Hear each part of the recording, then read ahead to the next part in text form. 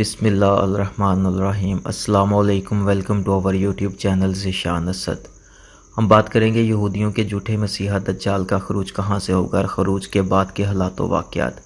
ظہور دجال اور خروج دجال کے بعد آج ہم بات کریں گے مقام خروج دجال، اور اس کا حوالہ ہم انشاءاللہ حدیث مبارکہ سے لیں گے۔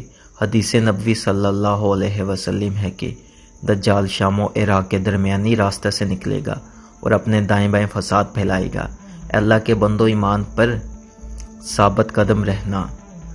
اس وقت شام و عراق میں جو قیامت برپا ہے وہ کسی سے ڈکی چھپی نہیں۔ افسوس کی بات ہے کہ جن جنگوں کو ہم تیل اور مال و دولت کی جنگ کہتے چلے آ رہے ہیں وہ اصل میں دجال کی جنگ ہے۔ ایرانی شامی حکومت دجال کی جنگ اور ایران میں بیٹھے یہودی، اسرائیل اور امریکہ کا اس جنگ میں اہم کردار۔ آپ خود پہ ذرا روشنی ڈالیں تو آپ کو بہت کچھ نظر آ جائے گا۔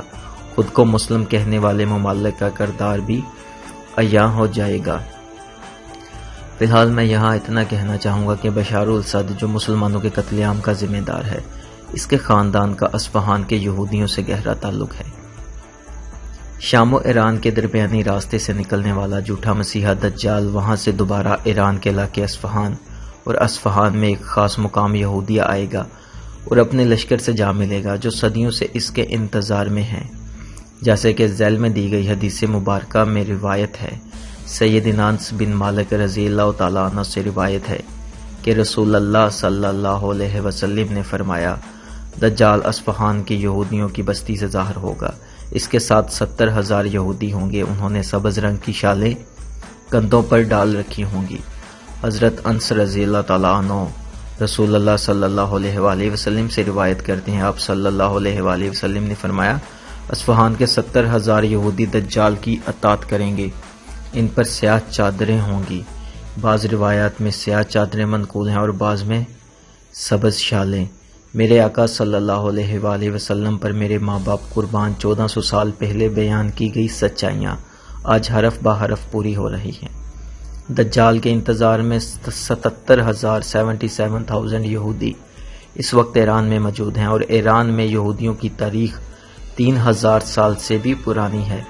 ان 77,000 میں سے 70,000 یہودی دجال کی پیروی کریں گے۔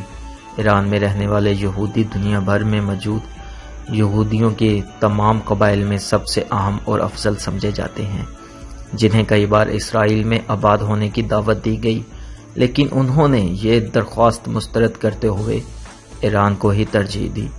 یہ بات ظاہر کرتی ہے کہ ایران میں یہودیوں کا اثر و رسوخ کتنا ہے اور اس کا پاکستان پر کیا اثر پڑتا ہے۔ ایک چھوٹی سی بات کی وضاحت جو کوئی آپ سے پوچھ سکتا ہے، بعض مقامات میں اصفہان میں یہودیوں کی تعداد تھوڑی بتائی جاتی ہے۔ اصفہان میں 30,000 سے 33,000 یہودی اس وقت موجود ہیں۔ حقیقت میں آج سے ایک اشرہ پہلے یہودیوں کی تعداد 30,000 سے 33,000 تھی، جو 2014 کے آخر میں 77,000 تک پہنچی، جس پر ایرانی یہودیوں نے باقاعدہ جشن بھی منایا۔ اسرائیل میں اس وقت اصفہان کے ایرانی یہودیوں کی تعداد 1,50,000 تقریباً ہے۔ اسی طرح امریکہ میں رہائش پذیر ایرانی یہودیوں کی تعداد 50,000 سے زیادہ ہے۔ یورپ اور کینیڈا میں بھی 15,000 ایرانی یہود رہائش پذیر ہیں۔ اس کے علاوہ ایران کے دوسرے حصوں ہمدان، اصفہان، تہران کے علاوہ شیراز میں بھی یہودی موجود ہیں، اور اسرائیل حکومت اور آرمی ایرانی یہودیوں کا بہت زیادہ اثر و رسوخ ہے۔ اسرائیل کا سابقہ صدر موشیا کاتسف بھی اصفہان کے یہود میں سے تھا۔ اسی طرح اسرائیل کا وزیر دفاع شاول مفاز بھی اسرائیل کا مشہور خاخام مذہبی رہنما کا تعلق بھی اصفہان سے تھا۔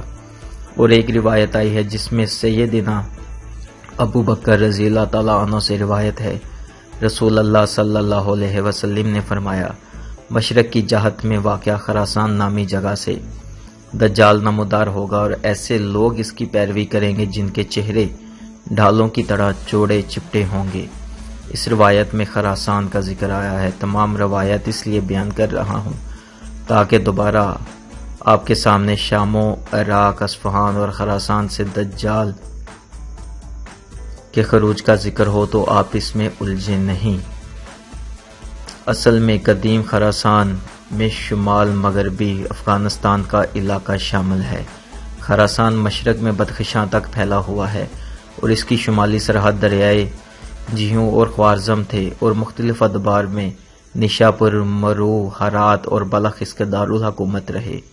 جب مشرقی خراسان ہرات شہر افغانستان کی حدود میں شامل ہیں، اس کے مشرق میں افغانستان، شمال میں روس، جنوب میں کرمان اور سستان اور مغرب میں اصفہان اور خرجان واقع ہیں، تو اس میں بھی خراسان ایران میں آتا ہے۔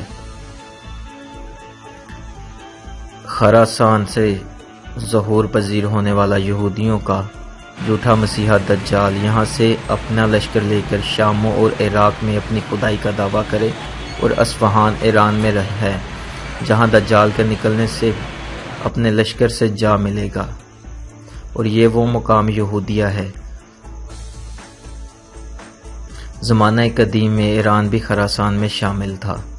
حضور پاک صلی اللہ علیہ وسلم کی ذات مبارک سے متعلقہ لفظ پیشگوئی استعمال نہ کریں، کیونکہ پیشگوئی کا مطلب ہے کہ ہو بھی سکتا ہے اور نہیں، اور ہمارے آقا صلی اللہ علیہ وآلہ وسلم نے جو بھی فرمایا وہ حرف بہ حرف سچ ثابت ہو رہا ہے۔